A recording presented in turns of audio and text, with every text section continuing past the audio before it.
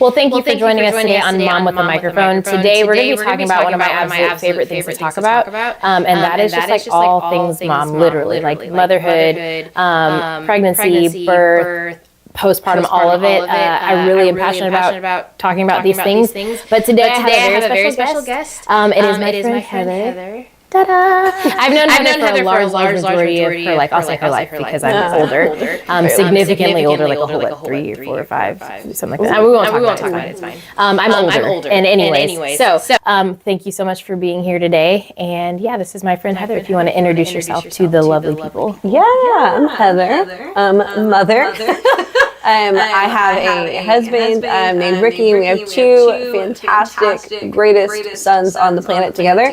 And I'm a stay-at-home mom who works from home and homeschools. And Lots of home in there. Home is my life. I'm a worship leader at my local church. And just doing life with my family. Doing life with your family. Yeah.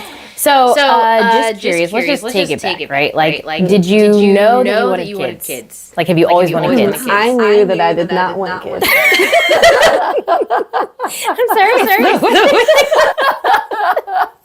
There's gonna be a lot of this. There's gonna be a lot of this. Okay. So I actually knew that. I asked you to start. I actually knew that I did not want kids. Me and Ricky were engaged. We were like, oh, maybe we should talk about kids now that we're gonna get married. And I was like, perfect. I went 0. I went 5. I said, okay. Well, and we just decided we were gonna figure it out. We were like, and there you are. We're in this together. Actually, that's really funny. I'm sorry. And I'm not making light of the fact that you didn't want kids. It's the way that you just said that. Like, I was real confident. It was wonderful. Yeah. So now you have 2 kids. Now talk me through that process. Like, what was that like? You said we'll just kind of figure it out as we go. Like, was it planned? Was it not planned? It was not planned. Both times? One time? The second time, it wasn't that it wasn't planned. The oldest was asking for a sibling. Once we had the one, I was like, okay, you know what? Love him. Now I've gone from wanting no kids to being like one and done. Like, he's perfect. We're just going to keep it right here. And then he got to an age where he started asking. Like, I really want a brother or sister. I really want this, that. And I'm like, oh. So I wasn't like, oh, I really want a second. It was kind of like, okay, we are open-minded to it. And if it happens, great. If it doesn't happen, that's okay. Like, we're still content. Yeah. So now I say I'm 2 and done. Is there? I'm going to say we are 2. Okay. I didn't even have to ask. The Lord intervenes. I am 2 and Listen, done. I get it. Okay, so tell me. So you guys got married. Mm-hmm. How long were you married before you had your first baby? We got married in September. Found out we were pregnant in December of the same year. Of the same year. And then we had Josiah in August. We had Josiah about a month before our 1 year anniversary. Yeah, so it was quick. Everyone told us to wait a couple years. We made it a couple months. Right. Well, good job. Thank you. I get it. We said we were going to wait 2 solid years, and ended up doing the same thing. We had our baby 2 months before our 2 year. Okay. So we get it. But okay. So talk me through this process of when you found out you were pregnant, because that's a very quick turnaround. Yeah. Especially for someone who's still kind of testing the waters of, do we want kids? Like, you know. Yes. Yeah. So I actually found out. This is like really random. I've never really heard this happen to anybody else. But I woke up one morning like crying because my hands were really swollen. And like my wedding ring was like coming off my circulation. And I was like, oh my gosh, what's happening? And I was like panicking. So it settled down, and I went to work, and I told my supervisor, and she was like, oh, you're probably pregnant because your hands always swell. And I'm like, okay, well, I just, just boss. No, like, not trying to have a baby right now. Like, that's probably not it. And then I was driving home, and I was kind of, counting my head, and like, dang it, is that it? Like, is this a thing? And so we went and bought a pregnancy test that day, and took it, and there you go. Sure I'm pregnant. Yeah. And was terrified. I think we kind of had like opposite reactions. Like Ricky was shocked, but he was excited, right? Like he always knew that he wanted a family, he wanted children. But me, someone who was always very adamant about like this isn't like that's not going to be me. And it's not because I was like kids are the worst. I just couldn't picture it, right? Like I couldn't picture myself as a mom. Like I didn't think I had like the traits or qualities that a mom would have. So it was kind of just an instant like fear injection into my body of like, I don't know how to do this. Yes. And I'm still trying to figure out married life. Like I just moved in literally with this human 2.5 months ago, and we're still figuring out each other. And now I'm supposed to figure this out. Yeah. That's a lot. Yeah. So I kind of like looking back, man, I kind of wish I would have had, you see those dumb social media videos of people like jumping with excitement and tears of joy. And like, oh, announcing it to the world. And sometimes I look back like, man, like I wish that was my. Except your experience and your feelings are valid. Yeah. So it was definitely a growing period and an interesting season to walk through. So what came next? I delayed telling everybody as long as I possibly could, including my parents. Ricky wanted to tell our parents right away, and I was like, no. So waited another like 4 weeks, and then told parents and kind of delayed as much as I could telling anybody else until like I really just couldn't hide it. It was obvious. Yeah. But I just really the whole season I couldn't snap myself out of it. I just felt like deeper and deeper down into the pool of like fear and like I was mad that it had happened to me. Like I just truly thought that this was like a ruining moment. I don't know. It was just but you don't want to tell anybody that. Right. Especially I already was afraid that I didn't have what it took to be a mom. So I'm not going to go up to somebody and be like, hey, listen, I'm terrified and I don't think I can do this because I don't want anybody looking at me and giving validation to my fear. Right? Like giving validation and be like, oh man, she's right. Especially if she's feeling like this now. She's definitely not going to be a mom. So it was really just like 9 months of like faking it every chance I had to. So people are around you and I was surrounded with so much like love and joy and excitement, which I'm so thankful for. But I felt obligated to try to match it when I was around them, and which was so draining in and of itself. But at the root, I was just still just miserable on the inside. And Ricky, who's fantastic, is very blunt and straightforward. That's just like his personality. He doesn't sugarcoat anything. Pretty direct.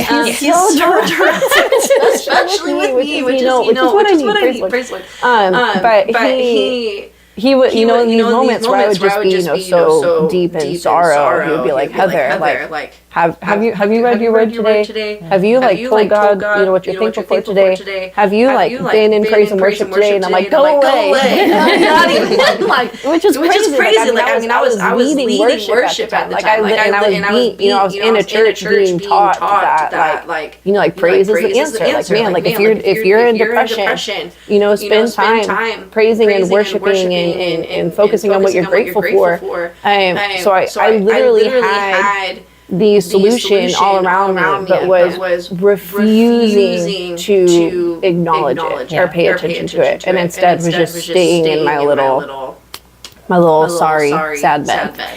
I want to go back a little bit. Through like five things. There's a lot of things I really want to touch on. So first, would you have called that a depression? Yes. I think a lot of times in church especially, people don't want to use that word. Yeah. Well, I'd never heard. I've never heard of anybody having a prenatal depression. I had heard a lot about postpartum. Right. And I feel like around the time that I was pregnant was kind of when support or talk about postpartum was becoming more well known and bigger. But I had never heard anybody talk about prenatal depression. But which is isolating in and of itself, because you literally feel like you're the only person on the planet who's. Yeah, and I think a lot of times, especially our generation, I think so many people tiptoe around this idea of, you're not allowed to not be excited about having a child. And I think as I've gotten older, I see more people who struggle like with infertility, and then it just kind of keeps my mind into dang, but I also struggle because I don't. Our feelings are never not valid. You know what I mean? And I think sometimes we fall into this trap of thinking like, I always have to think this way because I should be grateful because I have this and other people don't. And yes, we should be grateful, but it doesn't mean that we shouldn't process our feelings. Yeah. So with that being said, did you have anyone that you ever before having your first, like you were open and honest with them saying, I'm not excited about this? Other than Ricky. Ricky knew. I wonder how. There was never really someone that I went to. I do, like, I remember making just kind of like a generalized statement. Like right before I went in to have Josiah, of just that just basically said like, hey, like it's been a long 9 months, but low-key, like I'm actually terrified, and this has been like extremely hard.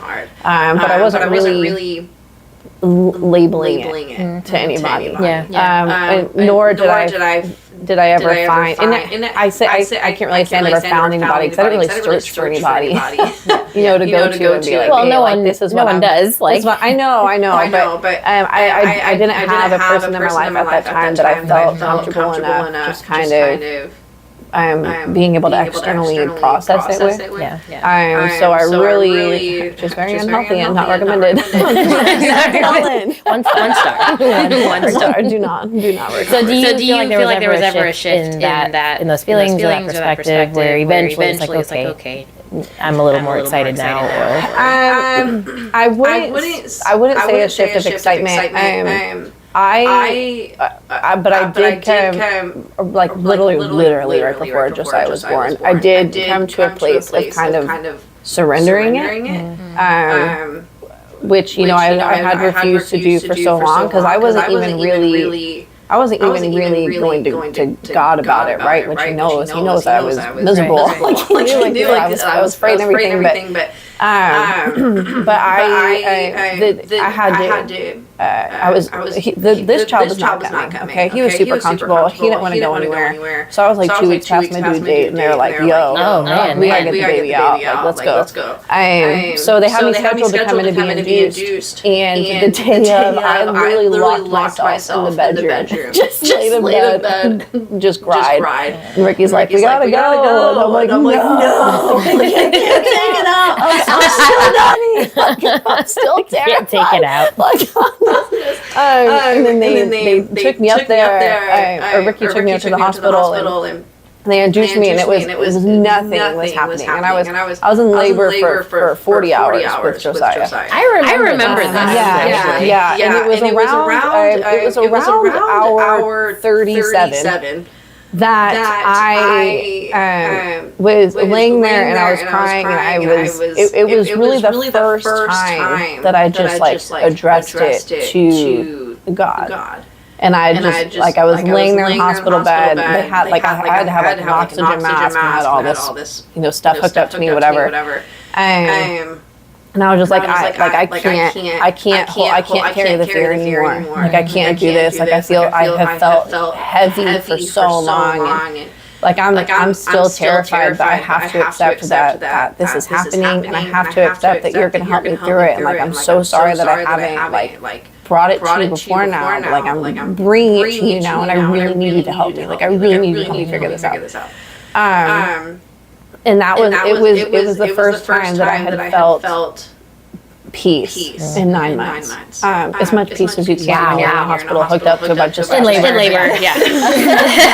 But it was the first time that I really had just felt like a sense of relief. And the first time I was like, okay, like I'm ready. Like, I'm still nervous. Right. But I'm ready for this to happen now. And then shortly after, they're like, so it was literally almost as if it was me preventing anything from happening. Because I was just, which, isn't medically proven. But I was just holding it in for so long. It was that moment that I feel like really kind of changed the trajectory of where everything was going. I want to talk about the birth part of those, both of your stories, but before I do, was there a change from the first time to the second time? As far as the birth. As far as like just your feelings. I'm so sorry. Whenever I was pregnant the second time, I wasn't like jumping for joy parties, right?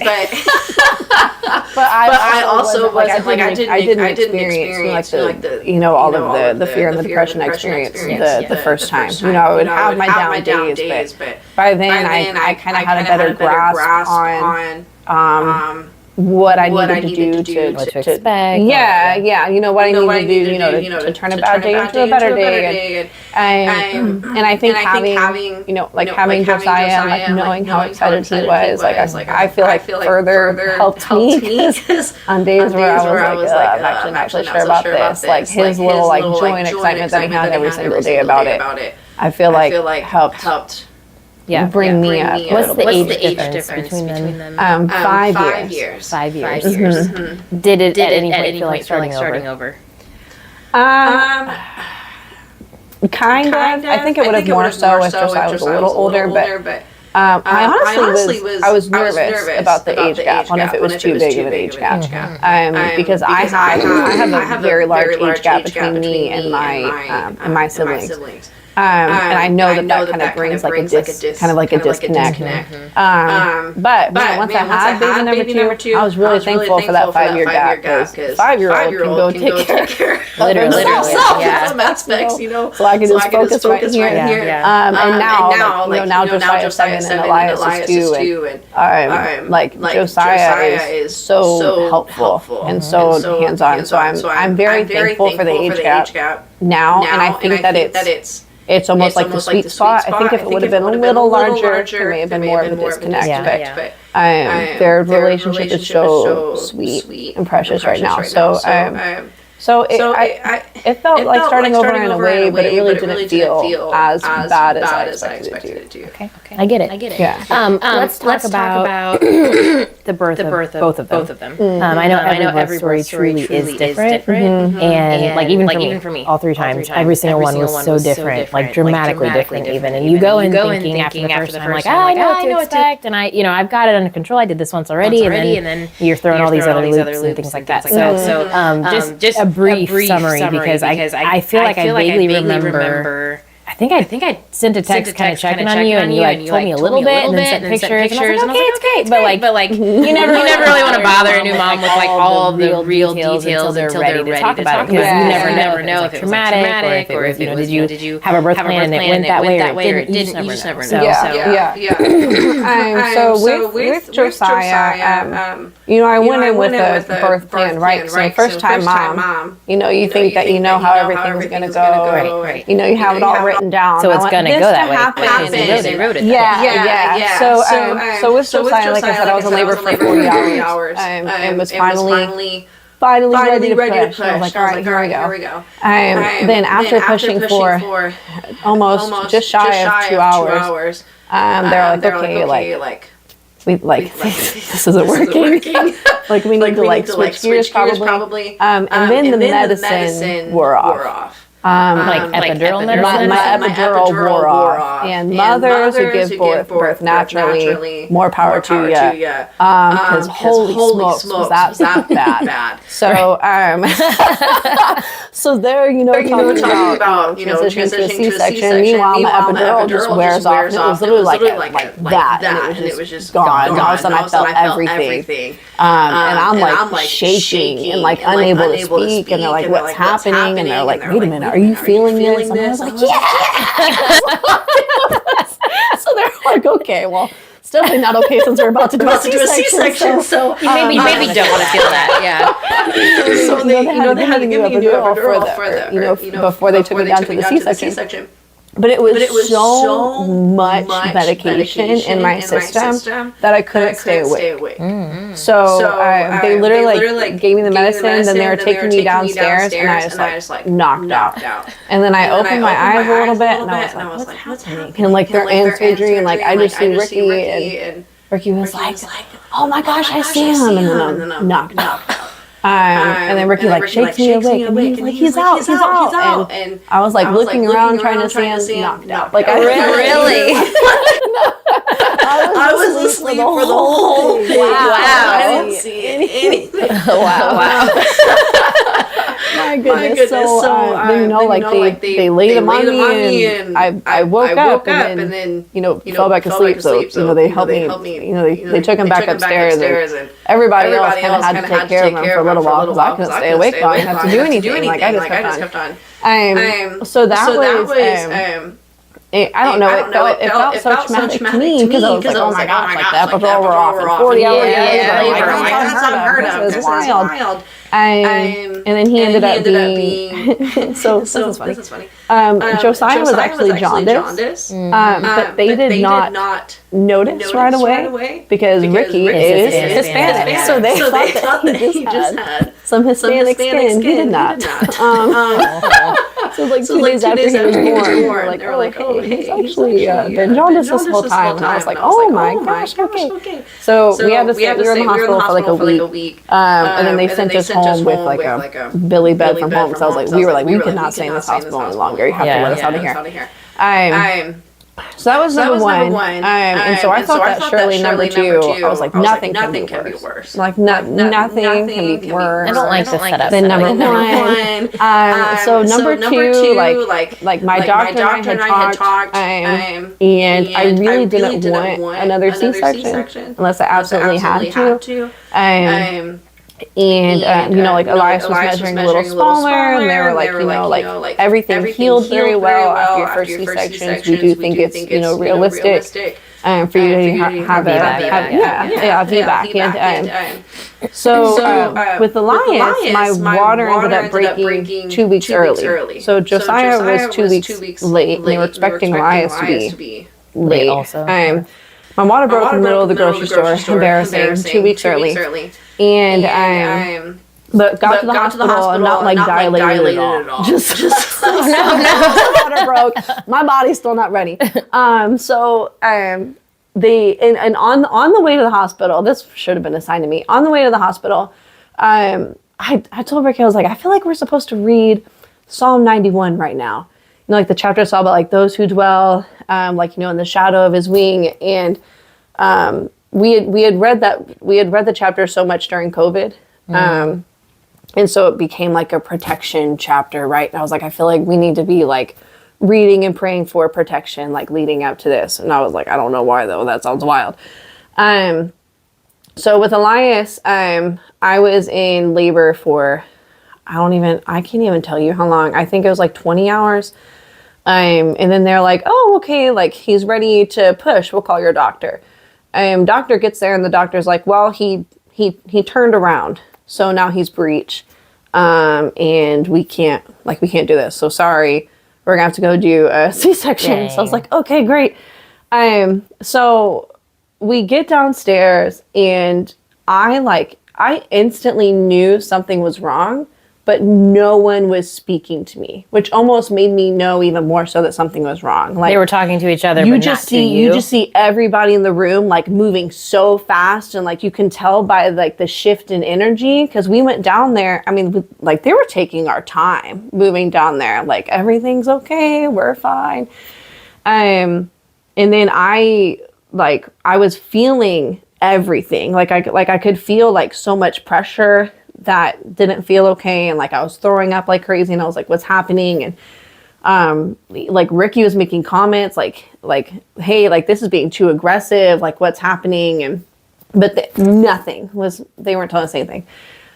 So it turns out at some point my uterus ruptured, but it was undetected. usually they know because you like lose the baby's heartbeat or the mom's, whatever. But because they didn't know when it happened, they didn't know how long they had. Because it's only you have a certain time Window, frame to get the baby out safely, but also, before the mom starts like hemorrhaging or anything like that. So the way Elias like fell, they couldn't get him out. So that's which is why they were being so aggressive, I guess.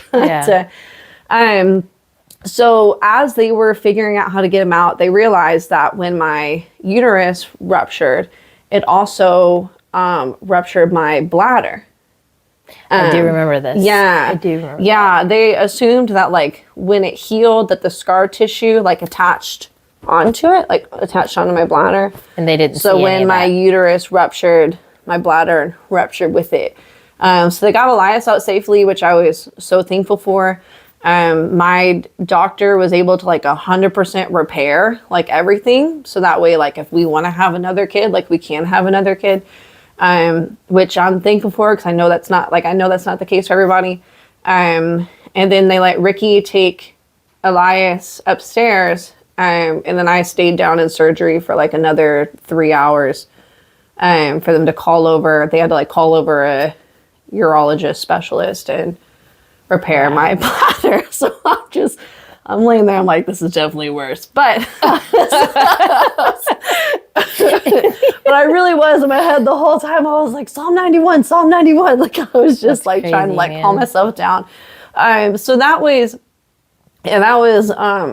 pretty traumatic. The healing process was definitely a pain. I had to go home with a catheter, which isn't something that I ever would have, thought I would have to do. And that makes night feedings way harder. Whenever you have, I'm sure. Whenever you're like, I can't only grab my catheter bag, go get the baby. But I mean, everything healed very well. Like everything was fine. Elias was fine. He was safe. He didn't have any issues. So labor, not fun for me. I'm not sure it's fun for anybody, but, yeah. I don't think I've ever heard anyone not say trying that, for a third time. I get it. Yeah. Okay. So let's transition from birth story to home. Like, what did that look like for you the first time? What did it look like the second time, having a 5-year-old and now a newborn? What was that like? Yeah, so the first time, we decided that I was going to step away from work for a little while. Ricky actually took on a second job, so that way I didn't have to work and I could just focus on figuring motherhood and life out. Which was nice. Like I'm very thankful for that season.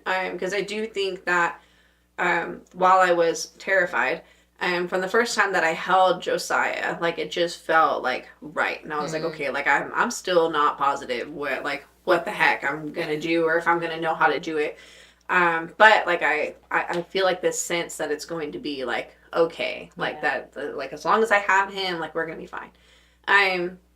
So home life, transitioning with Josiah was, it was definitely a change, going from not working and then just being home. And people like to talk about the baby stage somehow, but not warning that much about the toddler stage. So you're like, oh, babies are gonna be so busy, and you're like, they're napping again. Like, what am I supposed to do? Like, this is your 5th nap. But it was nice. It was a nice transition. The transition to 2, at that point I was already working from home. And because I knew like how much babies sleep, not that babies don't need attention, right? Like babies definitely need attention. But I was actually like super eager to get back working after having Elias. I think even more so, working from home is great. It's very hard to disconnect from work when you work from home because you're just in your workspace all the time. Yeah. So I'm like, oh man, did I remember to do that? Well, I could go grab my computer real quick, even though I clocked out 3 hours ago, and make sure that I did it. So with after I had Elias, I think I went back to work like 2 weeks after or something like that. and just was able to thankfully I have a very understanding boss who is a mother, but also who I have built with I've built a lot of trust with. So she's like, you can work from home with your kids, that's fine, because like I trust that you're gonna do your job. Yeah, do your job.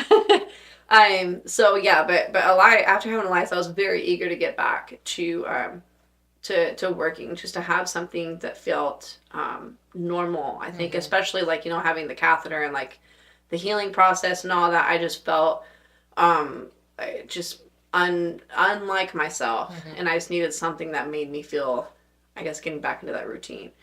But yeah, but I thought that the transition from 1 to 2 would be a little more difficult than it was. And it's probably because of their age gap. Yeah. That it didn't feel as much of a shock. But yeah, I think that the transition to home for both times was pretty smooth for us, thankfully. That's awesome. Yeah. Yeah. I always hear like 1 is 1, 2 is 2, 3 is 6. Like I always like multiply or whatever. Experience? Yeah. No. I mean, yes and no. Can you attest? Yes and no. I mean, it kind of just depends. It really does depend on the kid, man. Like it's that middle one. It's, I don't know. It's like everything was cool until she found out she was going to be a middle, and then she just truly became a middle child. So it's just like okay. Okay, so now I want to shift into this conversation about like the grace of motherhood. Start by telling me what that means to you.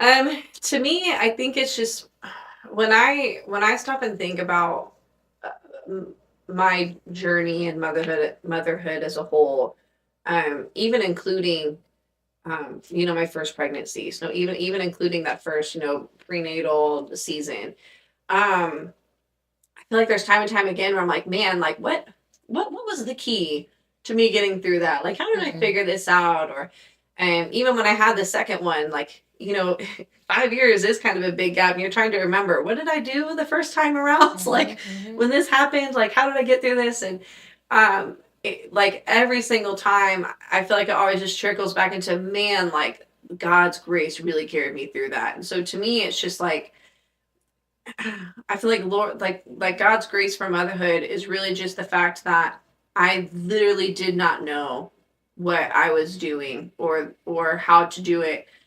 But God helped me through it. Yeah. He gave me the grace and made me feel reassured and okay that it is okay to not know everything, and it's okay to not know exactly what your next step is going to be, as long as you trust that I'm going to get you there. Yeah.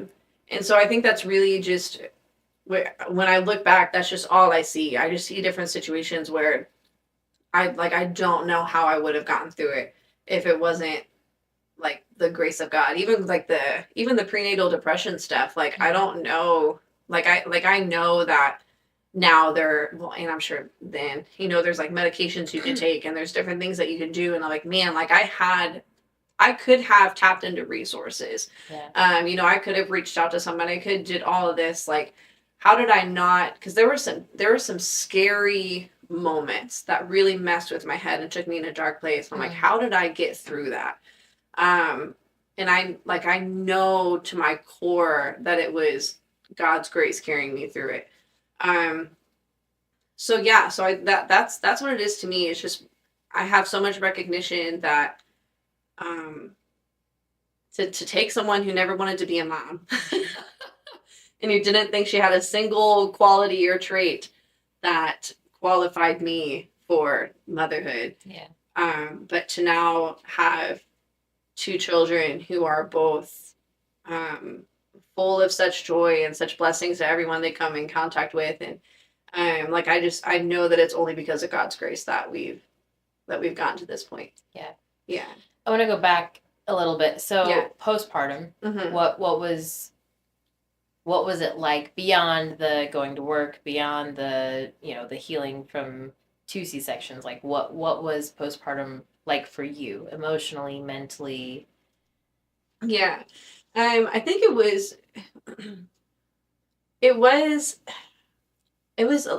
I felt confusion a little bit. Mainly because I was like, okay, what am I doing with my life? So I'm here with these two children. Like, what is my next step? Like, where do I see my family going? Like, how do I see, both these kids being raised together? And what I think I just started kind of questioning so many things that led up to that and being like, okay, like in my head, I just felt confused about I guess which lane to pursue, right? Like what season of life am I in, and how long am I going to be here, and what season is next, and what steps I need to take to get there. But there's kind of confusion around what steps, like which direction to go. Um, but I think that, like, especially shortly after I had Elias, COVID is so fun. I got COVID, which is when I was 2 months postpartum. I got COVID and thrush at the same time. Oh. Ooh, it was fantastic. The Lord is so good. So, you want to talk about dark times. Right. Dark times. I was like, I just got rid of this catheter. And now I'm over here, like, trying to feed my child with the like, you have COVID, but then you have a newborn, like, who you have to take care of. You cannot socially distance yourself. So we got, like, the gloves, we got the mask. That poor baby was probably terrified, but he's fine now. He's fine now. He's fine now. But I think that was the biggest thing of where my headspace was. There was definitely some confusion for a while of kind of what was next, and what the new routine was going to look like, and how I was going to figure it out. I was also trying to homeschool Josiah early at the time I had Elias, because sometimes I'm an overachiever and take on more than I should. But his birthday, he has an August birthday, and the school's gonna be our life. School's cut off the end of July, and I was like, nah, he's so smart. He is ready for kindergarten now. So Ricky and I had talked about homeschooling anyways. I'm like, well, we're just gonna start homeschooling now. And there are people around me who told me, they're like, Heather, you are going to have a baby in a few months. Like, how are you gonna handle the baby and, like, do homeschool with kindergarten? I'm like, it's fine. I'll figure it out. And then I got to a point where I'm like, it is not fine. It's not fine. I'm not figuring it out. This is not successful. He was not ready. I was not ready. Like, we just threw ourselves into this mess. I feel like I'm a failure at this. Like, this is not good. So, I kind of had to, it was a hard pill to swallow, but I kind of had to admit that was a bad call. Made a bad decision. He wasn't ready for kindergarten, and I had no business trying to homeschool. I was like, it's kindergarten. That's simple stuff. That's it. Yeah. No, I had no business trying to homeschool a child and then have a second baby in the same year. So we took a break and did kindergarten at the regular time that he should have started. Yeah. That's okay. Live and you learn. Literally. We got through it. We're here. We're doing great. Literally. But so where then, I mean, you went from sorry, it's not funny. It's not funny. It was not okay. But what did that look like just in your home in general? Like, this is a time where you feel like everything, like you're flailing and everything's just not going great. Yeah. So where did that lead you decision-wise to your next steps? Really, it eventually just led me to a place of just needing to appreciate the season that I'm in and not feel so rushed to get to the next one. I kind of was questioning everything, like career, like, should I be doing something different? Like, this isn't, hi boss, this isn't what I want to do for the rest of my life. So like, what, like, should I make that change now? Like, but I think that it was just kind of being like, man, like, I have this opportunity that not everybody has to be home with both my babies. And are we, here I am in my little sweet, humble apartment. That, in my head, I was like, I'm trying to rush out of this apartment. I just want the big house now. And, I just, if I'm going to, go after the big job that I want. I should just go after it now. And I don't know. I think it was just realizing that I'm in, or I was in, my seasons changed a little bit, but I was already in the season that I was going to be in for that time. And I needed to appreciate it for what it was and enjoy it for what it was before I could ever be in a position to move on to something different. I'm kind of just needing to be grateful and appreciative for what was in front of me. So I really tried to just kind of shift my focus to that, just kind of soaking in as much of it as I can while I can.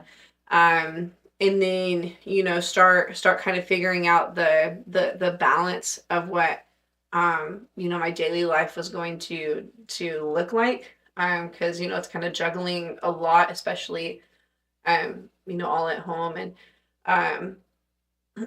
but that's really where it led me to, was just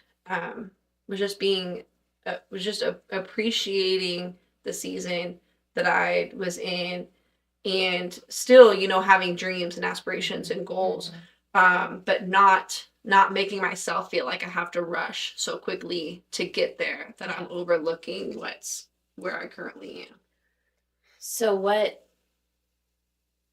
gotta figure out how to ask this. So now you're a stay-at-home mom, still. You work from home, and one or both of your babies are home with you. Both are. So you are homeschooling. So you're homeschooling. You're a stay-at-home mom, and you work from home. How? The grace of God. Goodness gracious. Good grace of God. Trial and error, and giving myself grace, which I've had to learn to do. Hard. So and which I'm still working on. Praise the Lord. But like just knowing what boundaries need to be set, right? Like it's just, especially like with work, because it is hard to disconnect. So after I had Elias, I talked to my boss about changing my hours a little bit, shortening my day. So that way I had more time and more space to, do homeschooling or focus on, the kids or whatever. So it's really been a lot of trial and error. And I feel like I find something that works. And then, like a few months go by and it's not working anymore because, now I have a 2-year-old, and what my schedule what I could pull off my schedule with a 1-year-old, I can't necessarily pull off with a very active 2-year-old. I get it. So it's very, and homeschooling, there's so many options out there now. So we, like Josiah does a program that has video lessons. So that way he can watch the videos and kind of start school while I'm still working. And, I can still hear everything, understand everything that he's being taught. But that kind of makes it a little easier on me, because he's able he has a, his video teacher, that he does classes with. And then when I'm off work, then I can kind of shift my focus to his schoolwork that he has, making sure he understands everything, like doing whatever tests he has, things like that. So I probably wouldn't be able to homeschool if it wasn't for a program like that has kind of like the, the online teachers. So very thankful for that. But yeah, so it's been a little, just trial and error. So right now my day is like wake up, with Elias, because Elias wakes up at the crack of dawn, get breakfast going, work, break for lunch, finish work, finish school with Josiah, play with the kids / glean, maybe, if I'm lucky, let's be real,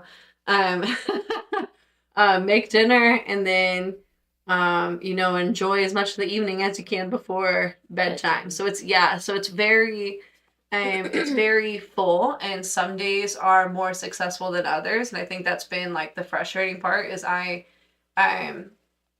tend to be someone, I've tended to be someone, let me change my confession because I'm getting better.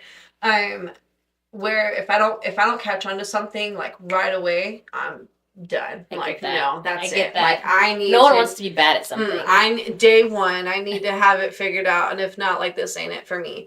So I've had to give myself grace and convince myself that it is okay if one day goes really well and the next day doesn't. Like, that doesn't mean that I'm a failure. It's as much as I wanted to think. It doesn't mean I need to like throw in the towel.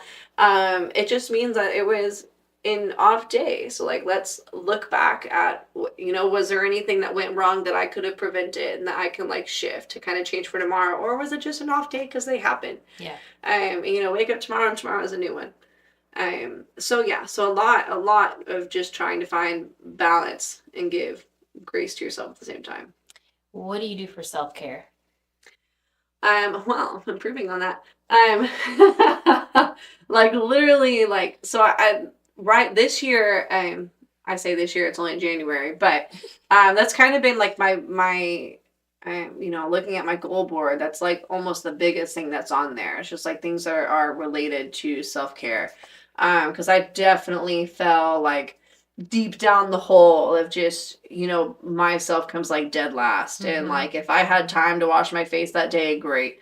If I didn't, whatever. Like, it was, which sounds so small, just like washing your face, but like sometimes that's just what you need. Yeah. Like, that's just self-care in and of itself that you don't even realize it is. An uninterrupted moment to wash your face. Yeah, absolutely.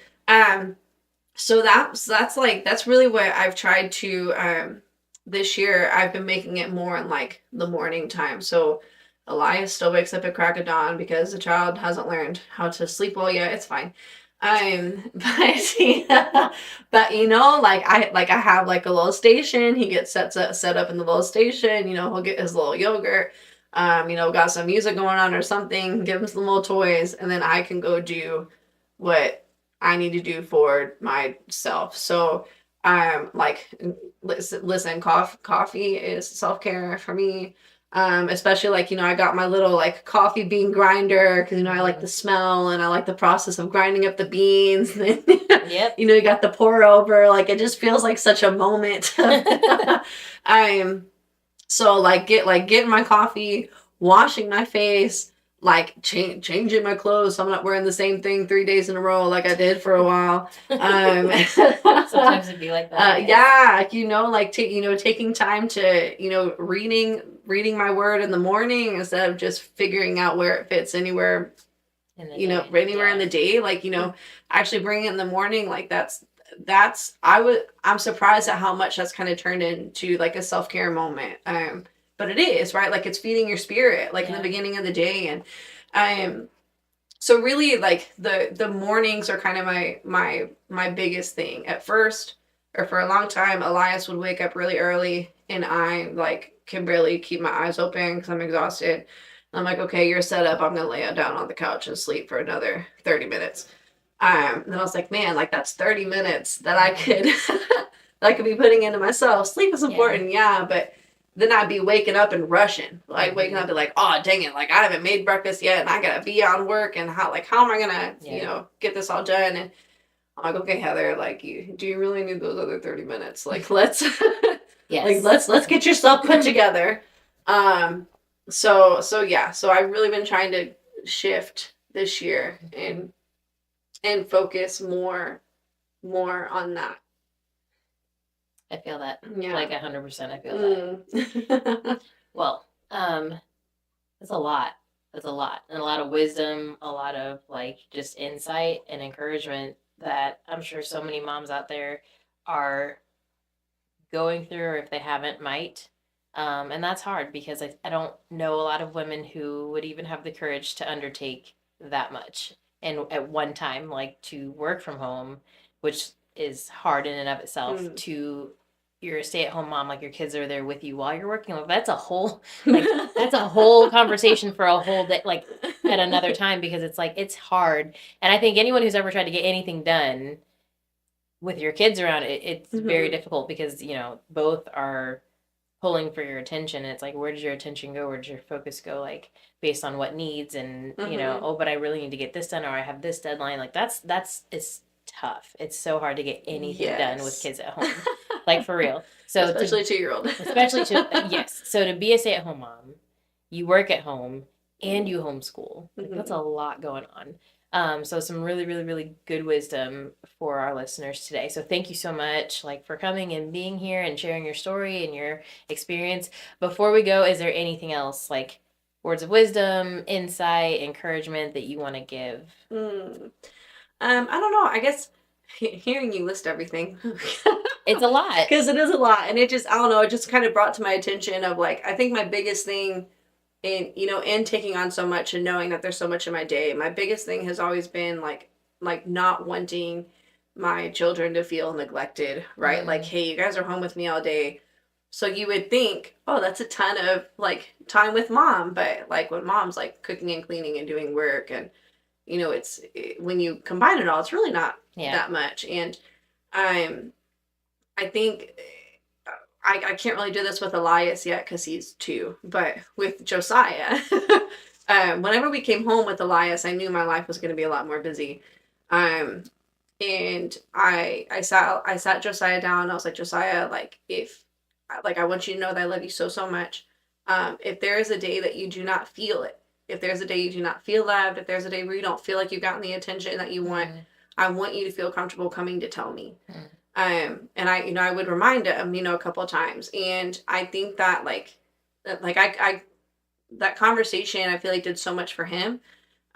Because Lord knows he'll tell me. But so there's days where I'm just so caught up and, my mind is just, thinking about everything I need to get done on my list. And, then I have Josiah coming up and he's like, Mom, like, I don't feel loved today. And it's like, it doesn't matter what's on my list at that moment. Like, he is my list.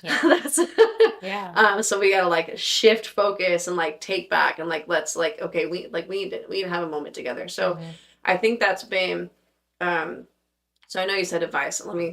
But that is my advice. Like, for like anyone who's really busy and has full days and, and you have your kids there is, especially, if they're old enough. I know it's harder for the little ones, but, but for the ones that were a little older, I told Josiah when he was 5 and he got it and understood and started it right away. But letting them know like, hey, I want you to come to me and tell me if you feel like, your love bucket isn't full.